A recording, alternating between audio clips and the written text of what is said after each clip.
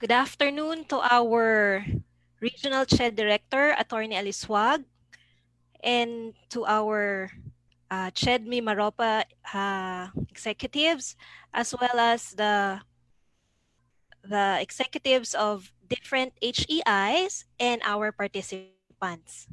So my topic is about conquering of the new normal of teaching through flexible learning.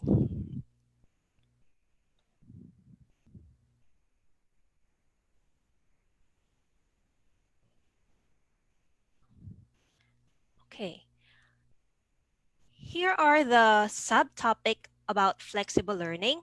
So first, we're going to tackle about what is flexible learning, then the types of learning delivery, then the synchronous and asynchronous learning.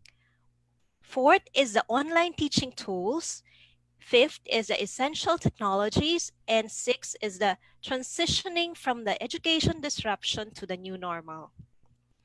So before we move on to flexible learning, we need to know what is flexibility. So according to Huang, 2020, it is defined as offering choices in the educational environment, as well as customizing a given course to meet the needs of individual learners. So what is now flexibility? So there are a lot of scholarly articles related to flexible learning. So they define that learning in which specific factors such as the content, time, space, mode, and pace are determined by the learner. So it is also a set of approaches and systems concerned with providing learners with increased choice, convenience, and personalization to suit their needs. So remember, in flexible learning, we are learner-centered.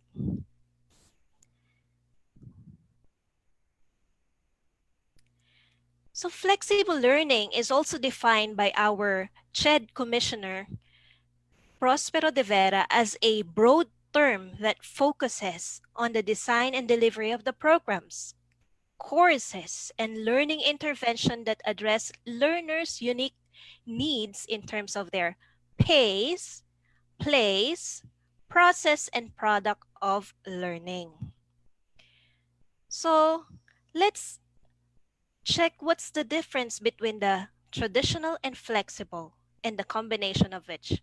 So as you can see there, in traditional learning, you have the teacher, but in flexible learning, you are not just a teacher, but you are also a facilitator of your class. So in traditional, face-to-face, but we are now in the new normal, so we will adapt the change of flexible schedule. So aside from the traditional, it is fixed. The schedule are fixed to the teacher and to the students.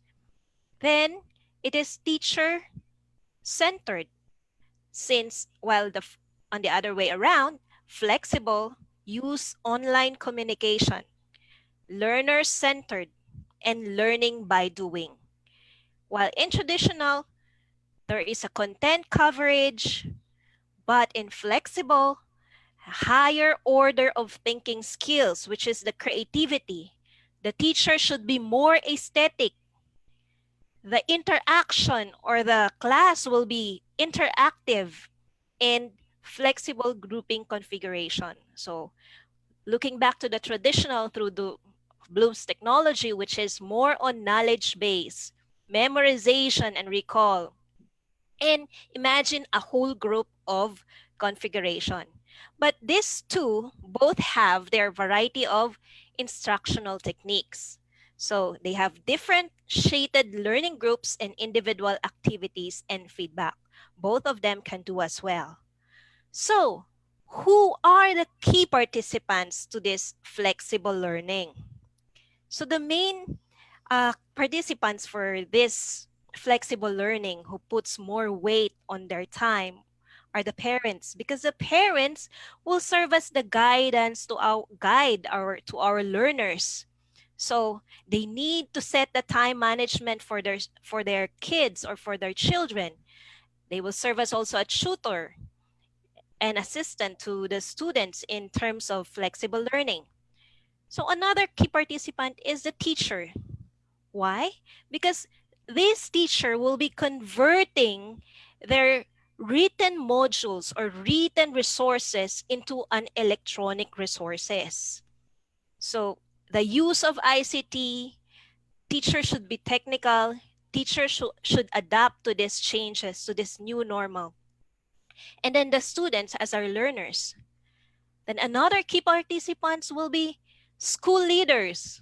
So as a school leaders, you will serve for the implementing, monitoring, and creating of infrastructure and infrastructure of your higher education institution.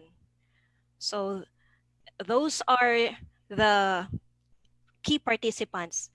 We also have the policymakers. So these policymakers are the policy of the new normal of learning, like the policy on intellectual property is needed, the policy of the use of computers in ICT, the policy of protecting data of the students, and protecting data of the higher education institution as well. So there are law related to information and communications technology, e-learning, and the use of electronic medium. Sabi nga, sa classroom may batas. So ano nga ba ang mga batas na to? We have the RA 8792, the Electronic Commerce Act, which means paperless. Everything that is sent to your emails or everything that submitted by the student through the use of emails are already valid. So no need of signature. So it's already valid, no need of actual signature. So we have also the RA 8793 of Intellectual Property Code of the Philippines. So since we are now on the online resources, so we need to cite the author of these online resources. Aside from citing, when we attach the link to our learning management system, make sure to cite the resources or not just copy or upload that in your learning management system, but simply link the main video of the author itself. So we have the RA 10173. That is the Data Privacy Act of 2012. So that will be discussed in the future series of webinar here in MIMAROPA. But in Data Privacy Act, so we need to protect the data of the students as well as the institution. So why? In online resources and doing survey with our students, we collect data. So we need a Data Privacy Act of 2012, or we need to comply with the Data Privacy Act. So let's try to annotate. So as you can see there in your screen, I want your participation. You have there the options to annotate. On the upper screen, you have there the annotate. So in annotate, you can type using text, like for example, hello. From there, we can see your answers. Or you can use the other options. So here is the question. What are the initiatives or best practices of your higher education institution in terms of flexible learning? So may I request the participants to participate? You can use the text, the draw.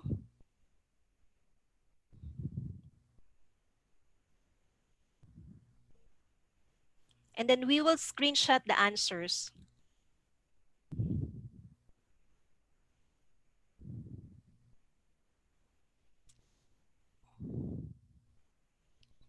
So some of the higher institutions use blended learning. Simply use the text and then click on the whiteboard, then type your answer.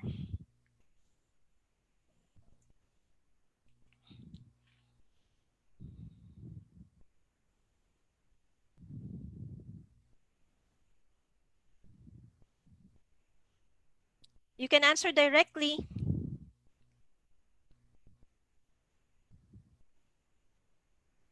So some use blended learning.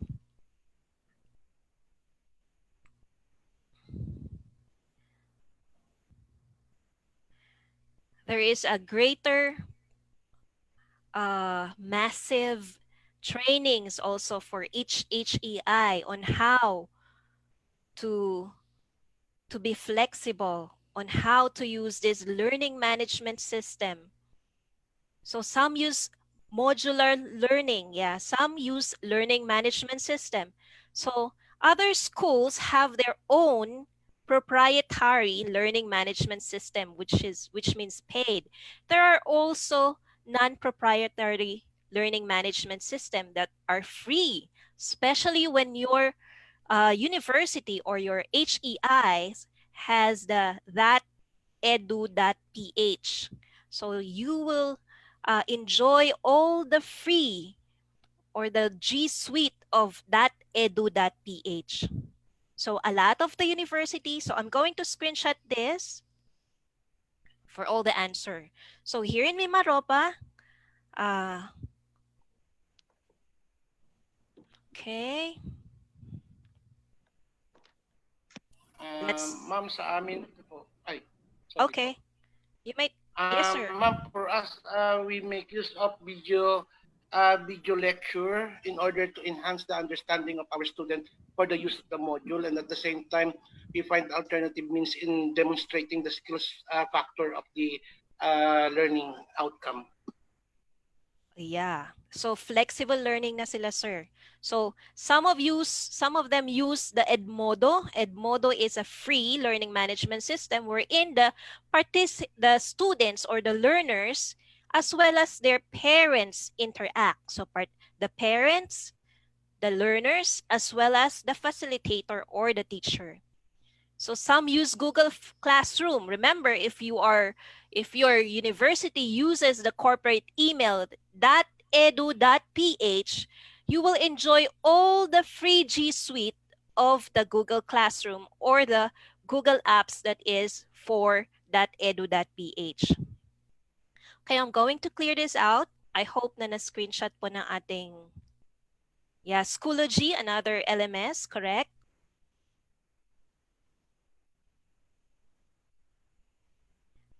Okay, let's move on to types of delivery. So I'm going to clear.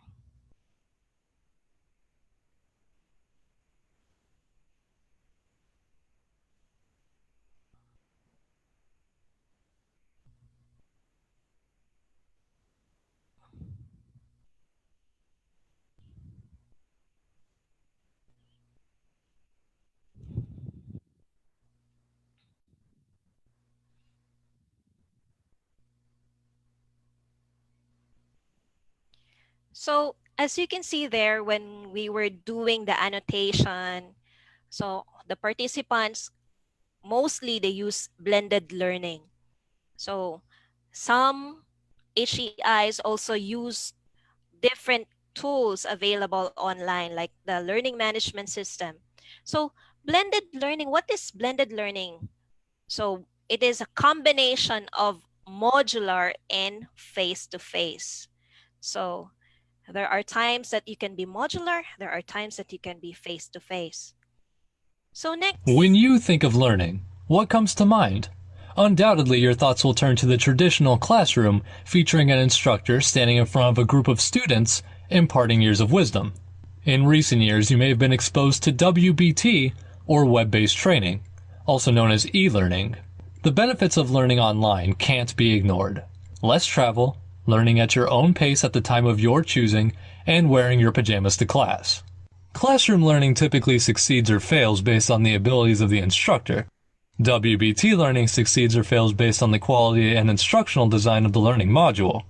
So which is the best way to empower your team with the skills they need to be most effective? In short, neither. Rather than making the decision to go with just one form of learning, why not combine the best elements of both? Blended learning does just that, It takes WBT and combines it with classroom instruction to create a learning experience that produces better learning outcomes in a shorter time frame with a higher job skill effectiveness. So how are these amazing claims achieved? We start with the top of the line, interactive, online learning modules that allow the student to grasp the foundational information at their own pace. Frequent knowledge checks, practice, games, and user interactions keep the student engaged. Post-tests measure the student's command of the content and point to any weak areas that need to be improved. Next, students gather in a classroom environment where the instructor is freed from spending valuable time covering the basics.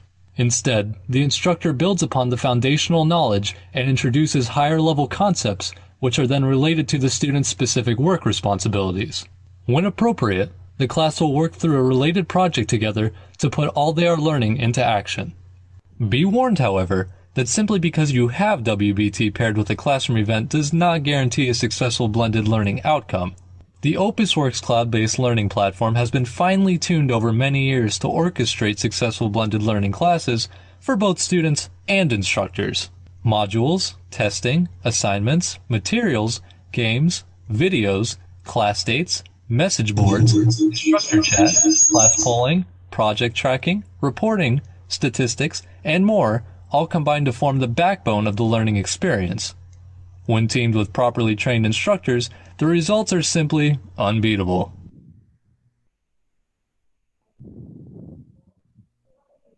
Okay, aside from mobile learning, blended learning, we also have the mobile learning. So while in mobile learning, also known as the M-learning, is a new way to assess or access learning content using mobile devices. So it's possible to learn whenever and wherever you want, as long as you have the modern mobile devices, or what we call the smartphones, connected to the internet. So it is very important because some of the learning materials and resources and the learning management system available online can be can be downloaded and use application for your mobile devices. Like we have the Facebook, the Google Classroom, Edmodo, Zoom, YouTube, and Skype. Those can be used also with your smartphones. So we have the open and distance learning. So distance education practitioner in the Philippines, the Open University, have coined the term the open and distance e-learning. So which are characterized by the convergence of open learning philosophy. So there are distance education pedagogies and the e-learning technologies. So they call it ODEL. It is consists of three concepts or domain, such as the open as O and distance is D, and then the EL will be the e-learning, which has its own definition to the origin. So what is e-learning? How are we going to adapt this? So it is an approach to administering education and training through the use of modern technology. So in e-learning, we use the video conferencing, like we use the Microsoft Teams, the Skype, like what we use here, the Zoom technology. So we also share chat. So chat, like we use the Facebook Messenger, and the digital course materials that are available online. So which make it possible for entire class to be held in the cloud. So we use also our cloud-based cloud-based technology for our resource materials. We save all our electronic materials to the cloud so that not just the students will download or access the file, but also your co-teachers and teachers and the head of the programs can access all your files, including the output of all the students, your quizzes, assignments, and the all the uploaded materials of your learners. So let's move on to e-learning. E-learning. What is e-learning? E-learning is the use of technology to enable people to learn anytime and anywhere. E-learning involves the use of a computer or any other electronics devices, example, a mobile phone, tablet, in same way to provide training, educational, e-learning material. E-learning is a platform which provides anywhere, anytime easy access for upgradation of knowledge and skills. It provides a platform wherein the individual gets a customized package related to key thematic areas through a self-guided process. Why e-learning? 5 benefits of e-learning. Here are 5 key benefits in which e-learning has transformed the landscape of learning and development. When compared to the traditional mode of classroom learning, there is clear evidence that e-learning brings what learners want really: faster delivery, lower costs, more effective learning, lower environmental impact. When e-learning? Here are the 6 ways which shows us when a company needs e-learning. When you have a large geographically dispersed workforce, you have high turnover rates, you need to cut down training costs, you need faster rollouts to outsmart competition, you need to train new hires quickly, you need to keep up to date with regulatory demands.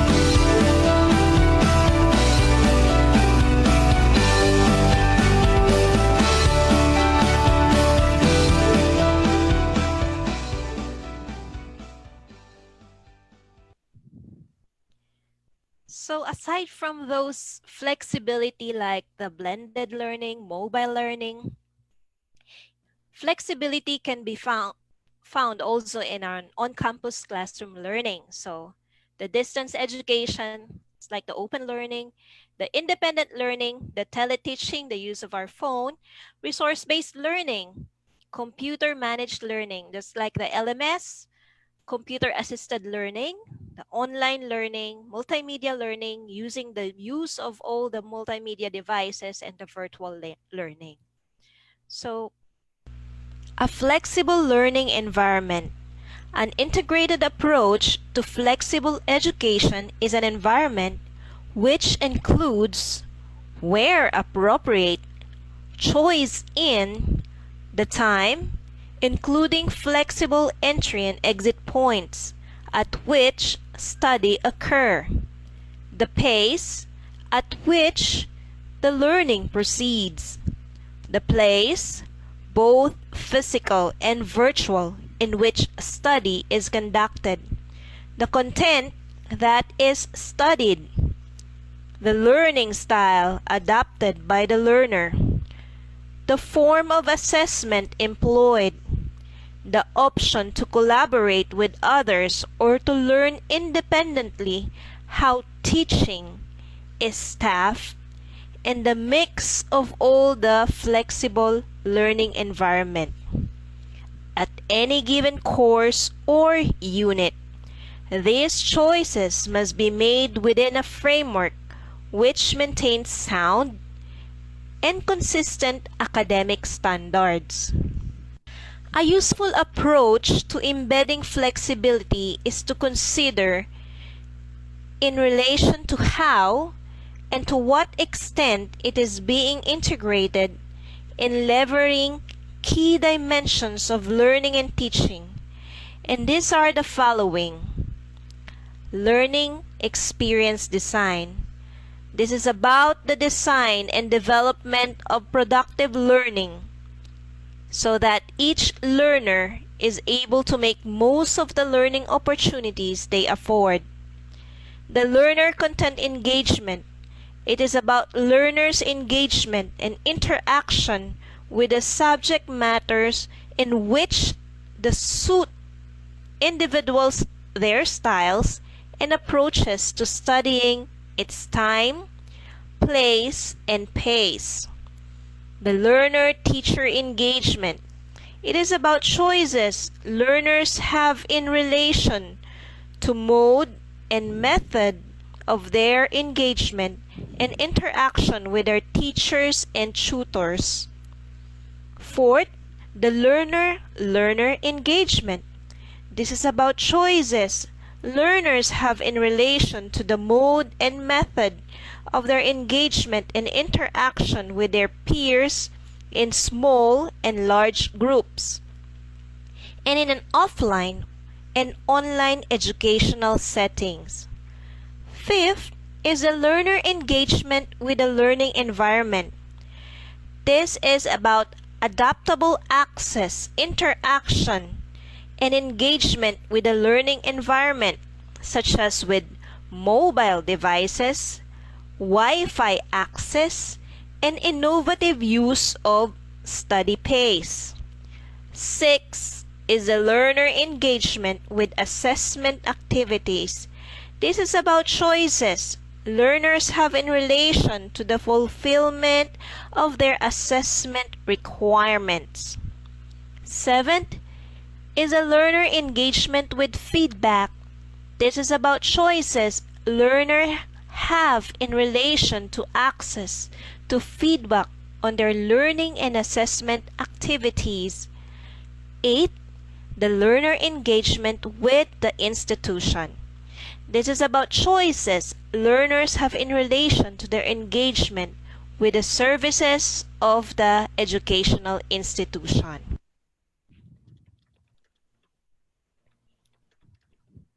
Okay, now let's move on with the synchronous and asynchronous learning. So remember that our learners are the Generation Z, which are born after 1995. So this Generation Z can express themselves with their own style. So they tend to travel more. So they demand 24 access of internet or Wi-Fi. So both to swipe using the internet, or they can do multitasking using the internet. They do a lot of video messaging, texting. That's why in demand ngayon ang mga TikTok due to this Generation Z. Then the masters of social media. So as you can see, there are a lot of young generations now in Generation C who are mas literate or digitally literate with this social media as compared to their parents. So before we apply these tools to our learners, so we need to learn our learners. Are they digitally literate? Yes, because they have ICT subjects. What are their learning style applicable to them? So do they have learning style? Like, are they okay with blended learning, mobile learning? Are they okay with any learning styles that there are? Remember that in flexible learning, it should be uh, to the learner's choice. So do they have the access to to gadgets? So meron ba silang mobile phone in there? So as head of the school, before we start classes, we need to create a survey with our learners. Do they have access to the gadgets? I hope that you already had a survey since the school year is, the opening of classes is near. The Do they have tablets? Do they have computers at home? Do they have reliable internet? Do they have access to the internet? Or the students just using data for their class or for their future class? So aside from that, let's assess our learners. So there is three types of learners. We have the remote print. So according to Michaelian University School, so there is a remote print, which is the learners without internet connectivity. So we also have the remote synchronous. These are the learners with internet connectivity. So lucky, ah. Then the learners with limited internet connectivity is what we call the remote asynchronous. So now we're going to have the activity later on asynchronous learning and synchronous learning. So let's differentiate first asynchronous versus synchronous. So remember that asynchronous learning, it is more learner-centered approach. So the learner can complete their online courses at their own time, at their own pace. So they can complete their assignment, their quizzes, can be on the set before the set deadline of the teacher. So unlike in the face-to-face, you need to complete the quiz today. So in asynchronous, they can complete that tomorrow, tonight, or whichever time that they wanted to complete, provided that there is a deadline from the teachers or facilitator. So these are can be used emails, blogs, the pre-recorded videos or webinars. So this is a big challenge to our faculty because they're not just a teacher, facilitator, they will also be bloggers for all, because all of their content, their written content or their modules will be uploaded online. So remember that our learners are Gen Z. There are more visuals. So make sure that your output or your online materials or your videos created by the teacher should be more on visuals, because this Gen Z are more visuals. If it's not more on visuals, they will not watch your learning materials. So another is online discussion boards, quizzes online using the learning management system. You can create polls in your learning management system or in your messenger. So digital documents, recorded audio or video, the recorded slide with narration. So that will be discussed also on our third talk with Dr. Annalisa Ramos, wherein the faculty will be the faculty through Dr. Anna will show you on how to do a recorded slide narration, to do a video that is enticing to the eyes of the learners. And of course, asynchronous learning is also self-paced courses. So it's up to the students on their pace. So if they do not understand the module or the activities or the learning resources that you provided to them, they can replay the video or read again, re-download, rewatch again all your learning materials. So here, learners complete courses in their own time regardless of location, as long as they have an internet. So it is very important nowadays to have internet. It's part of our best basic necessity. So synchronous learning. So synchronous learning takes place in real time with group learners. So what we are doing today in our webinar, in our video conferencing is now what we call the synchronous learning. So it can be done via online live webinars. So if you are using the .edu.ph in your higher education institution, you can simply create webinars or a virtual communication like using Zoom, using Google Meet. Just put it in your calendar and then attach all the emails of your student, or if you have the learning management, the Google Classroom, just simply uh, create there in your calendar a Zoom meeting or a Google Meet meeting. So, but if you are not using this educational suite or your corporate email, the .edu.ph, you cannot enjoy those features that uh, by simply on your classroom, you can immediately create a video conferencing with your students. So that's the difference using a G Suite email than the ordinary email. So a virtual classroom with your student, like you are on Skype, virtually online with your students.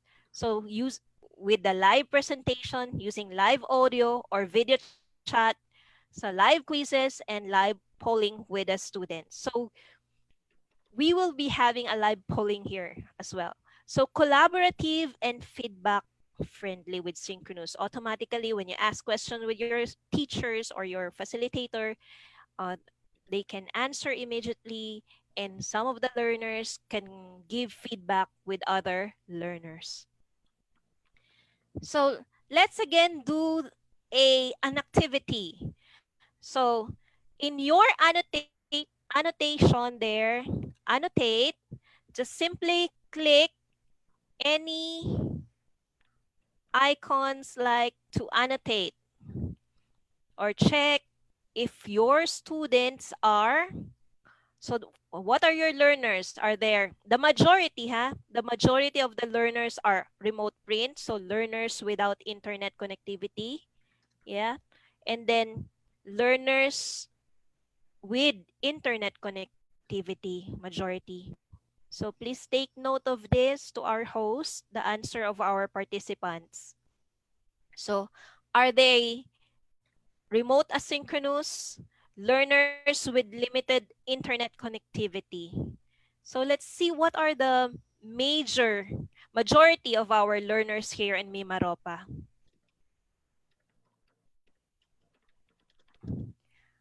So it is a challenge for our facilitator or teacher, especially in the remote places. Imagine they will go to a place wherein there's a good internet connectivity as well as the students.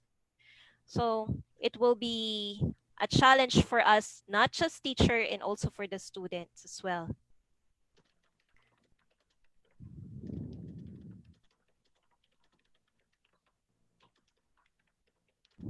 Well, there, as you can see there, the answer of our participants, there are limited synchronous learners or learners with internet connectivity. So there are a lot of learners without internet connectivity. So it's a big challenge for us, especially to the government and our school administrators. So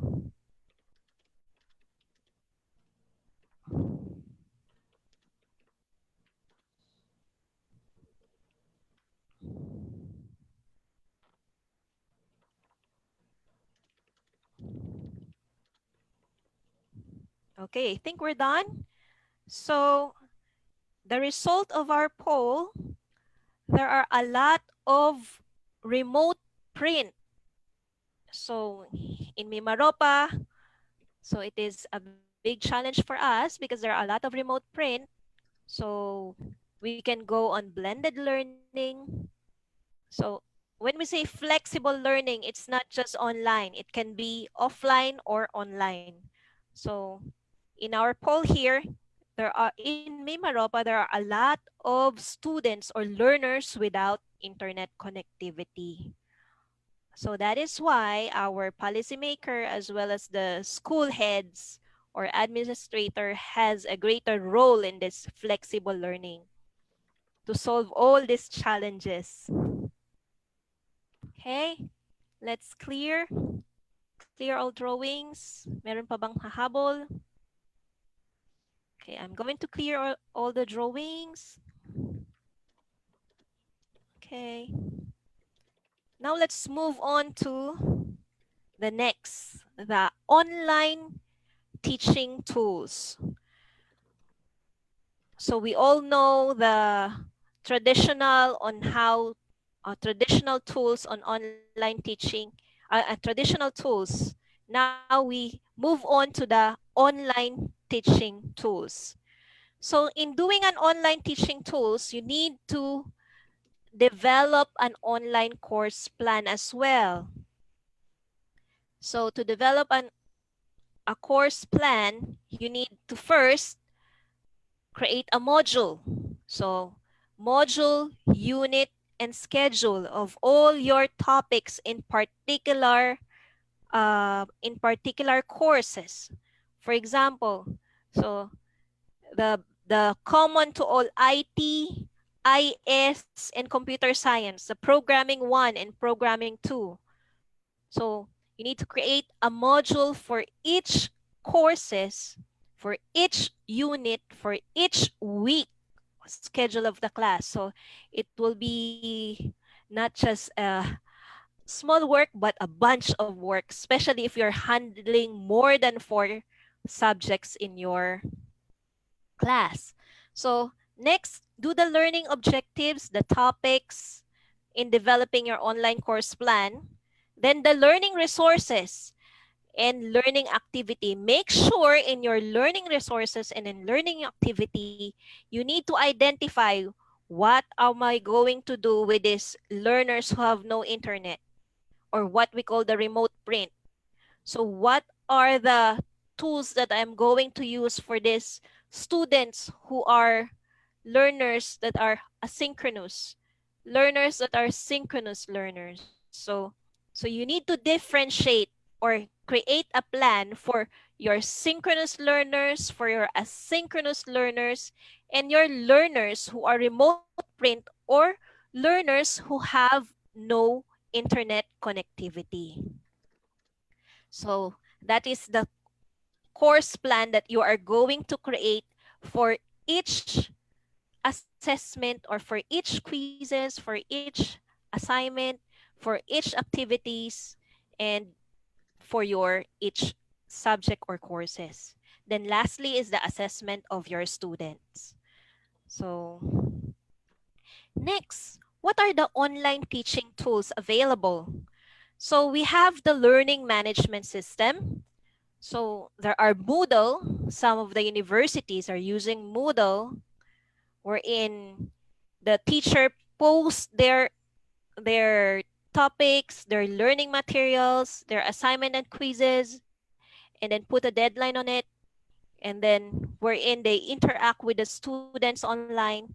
We also have Edmodo. Edmodo is also free, wherein not just the teacher and the student, but also the parents can participate with the learning environment of your student.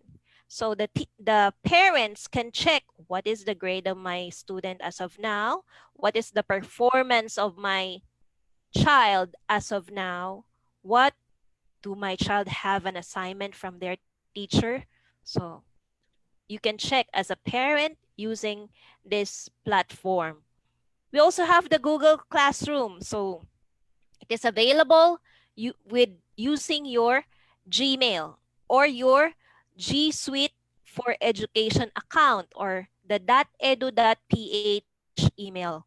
So the good thing in your G Suite account, so it is secure. So if your student is not .edu.ph, he or she cannot enter into your Google Classroom.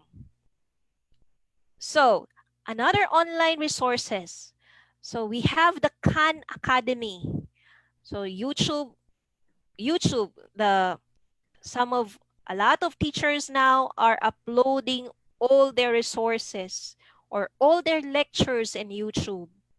So for mathematics, we have Matigon, Coursera. These are the online training with certifications that are free. The Wasabi Learning, the edX, Huawei ICT Academy. So in Huawei ICT Academy, there are different courses available online, and there is already a prepared module, a prepared assessment for the students, prepared assignment and cases for the students.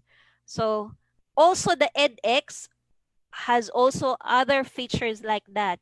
So they provide everything, all the modules, the assessment for the students, free for the teachers.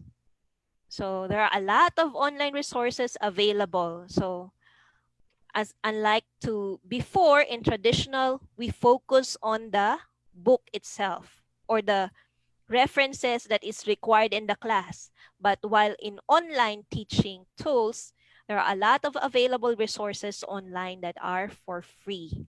And also a free training for the teachers. So online communication. So it is also important to have an online communication with your students. So we have the WeChat, the Line, the QQ, Facebook, and Twitter. So as of now, since a lot of students here in MIMAROPA has no internet connectivity, so meaning they can only use data probably, or they can go to some place just to have an internet connectivity.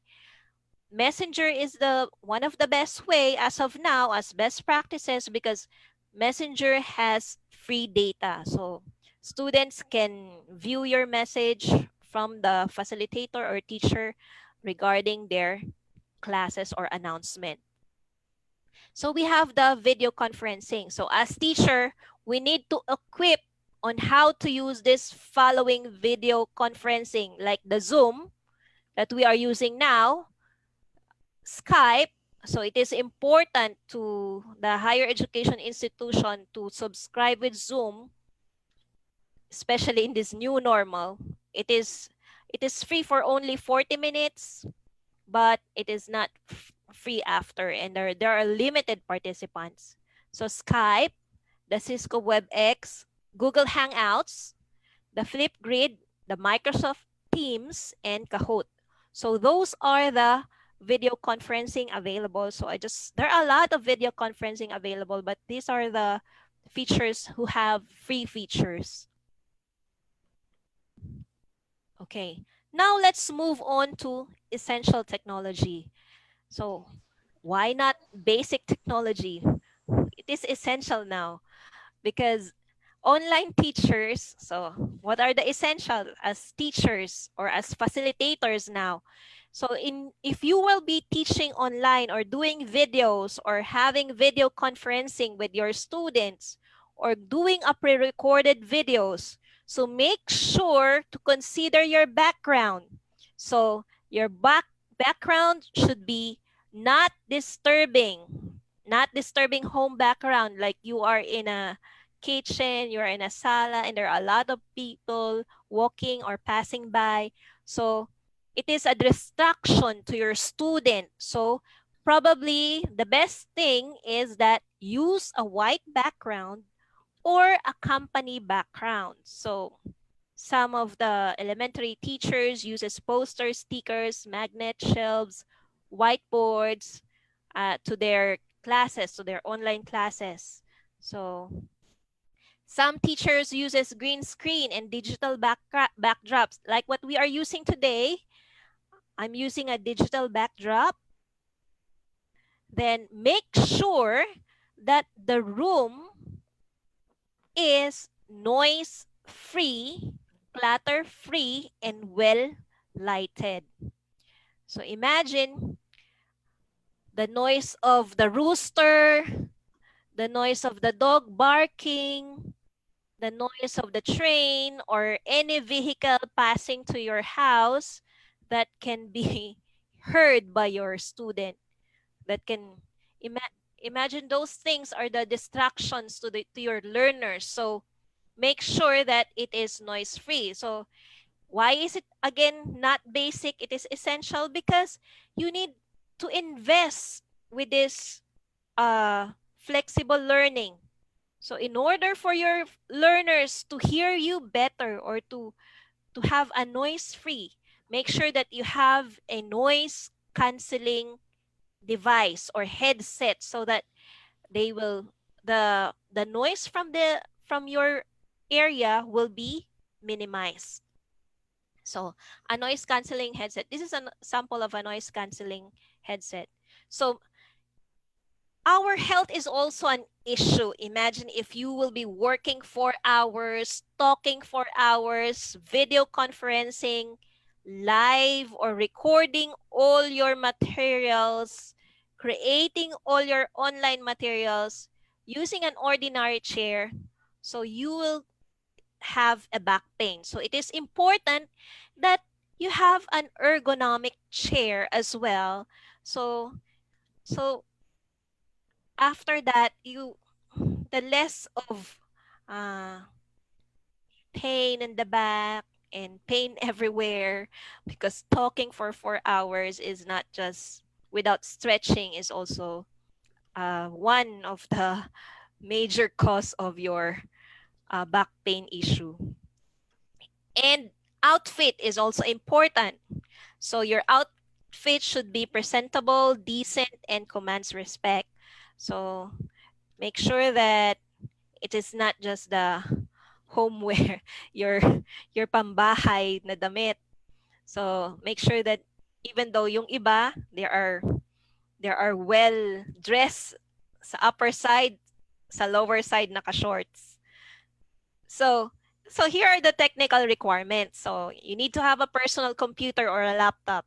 Make sure that it is in top shape because it is difficult for you to use all the tools if you have a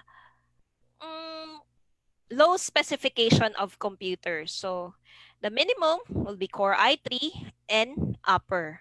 So make sure that your RAM is also 2 gig RAM, or the best is 4 gig is recommended, with a 60 gigabyte free hard disk space for your to save all the learning materials or learning resources that you needed. So again, the headset will be noise canceling. When you buy a headset, check if it is has a noise canceling feature and a high definition webcam. So high definition webcam, that make sure that it is clear to the students and you will not be full of pixelated in front of your students or in your recorded video. So another requirement is to have an internet. So when using the internet with your class online or doing a learning material, so you need, or doing a virtual or video conferencing, especially with your students. For example, you set up a Google Meet with your students, or you set up a video conferencing using Skype or using Zoom. Make sure that you're not using a USB stick. So USB stick internet, so it is difficult. So make sure that you are not also, sometimes wireless can be have technical difficulties. So it is important to have a connected internet, direct connection. So at least up to 3 Mbps of wired internet connection.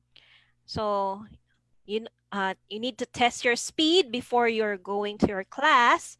So you can see the download and upload speed because it is critical regarding your courseware. So there are a lot of courseware running and a lot of teaching platform running in your computer. So to check your speed, you can type on Google the internet speed test, or you can simply use the application speedtest.net. So to check your speed, your upload and download speed. So it is, so those are the essential requirements that we need to consider in making this flexible learning. So flexible, you need to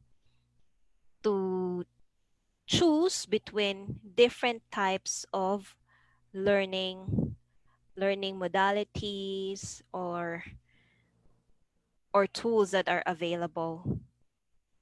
Now, the transitioning from education disruption to the new normal. I would like first to thank the commission.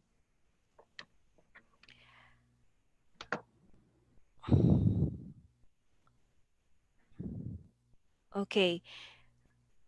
According to the UNESCO, and as you can see there in the map from the Teachers Task Force.org, a research conducted for the COVID-19, a global crisis for teaching and learning. So the pandemic has interrupted classroom learning for at least 9 out of 10 students worldwide. So there are 191 countries have closed their schools, affecting over 1.5 billion of students from primary to tertiary education. So in the map, the peak, localized, countrywide, and the open. So in worldwide data, you can see there that 50% of the learners, which is 826 million, so do not have a household computer. So not just the internet, but also the computer. So 43% of learners, or 706 million, do not have household internet. So in that, there are also 56 million learners use mobile phone to access information because they are not covered by mobile networks. So those are the challenges for this, or the global crisis for this teaching and learning. So here from the data of the World Bank, as you can see there in the red color of the map, so there are a lot of schools who have closed, or a lot of countries who have closed. There are 133 countries who have closed. So in the Philippines, it is a seasonal school closure. So they identified Philippines as the seasonal school closure. So for the meantime, because we're going to start on August, or some started this June. So according to CHED, when you are using distance education, so you can start anytime because it is on their own pace. Transnational education is not included as well because they can start anytime. Their classes can start anytime if they are in the transnational education and in a distance education or distance open learning education. So reopening of school, how am I going to how are we going to reopen the school? So with all this okay, with all these challenges, how are we going to reopen the schools? So these are the questions, debates that are issues nowadays. Okay. In response to these questions, there are actions of our government and other stakeholder in education, like the DICT. The government provide free public Wi-Fi, the Tech for Ed, the education, the trainings webinars for teachers. The DICT, the Department of Information and Communications Technology, together with CHED, conducted a lot of free training for teachers in different cluster and different region. So when we say cluster in DICT, they call it cluster. In CHED, they call it region. So DepEd conducted also free webinars for their teachers. The NICP donated computers. The PSITE also conducted free webinars for teachers. So not just in DepEd, they use the 4 delivery options. So they can use the blended learning for their students or learners. They can use distance learning. They can conduct homeschooling, apprenticeship for senior high school, or they can conduct face-to-face learning. These are the delivery options for the DepEd for this year's opening of classes. While CHED, our Commission on Higher Education, pushes for flexible learning. So according to Commissioner, Chair, Commissioner, not necessarily online, but flexible learning. So it's not just, when we say flexible, the combination of online and offline education. So as you can see here, there are to have a Wi-Fi to this rural, to these far-flung areas. So DICT do a lot of free Wi-Fi program or project. As of now, the whole Philippines, they have 3,283 sites, DICT sites, 3,000 sites. This is a project between the DICT and the UNDP project for a total of 3,000 sites. As you can see there, looks like ang project more on Palawan, red na red. No? And the DICT sites here in the part of MIMARO. So another 3,000 sites for phase 2 of the DICT UNDP project. So those are the orange, most majority in Mindanao. So right now, those are up and running are in the MIMARO area. So in MIMAROPA, there are 94 free Wi-Fi sites according to the DICT. And we have the technology for education, employment, entrepreneurs, and economic development, which they called as Tech for Ed. So Tech for Ed in MIMAROPA alone has 368 centers. Tech for Ed, wherein they can, in Tech for Ed Center, it's free for all. You can go there, use computer, use internet, or you can attend to the trainings of Tech for Ed. Some of the trainings are self-paced, so you can do that. Go to, if you don't have internet connection, if you don't have computers, go to Tech for Ed centers of the ICT. There are 368 centers in MIMAROPA, so that you can use internet for free, you can use computer for free.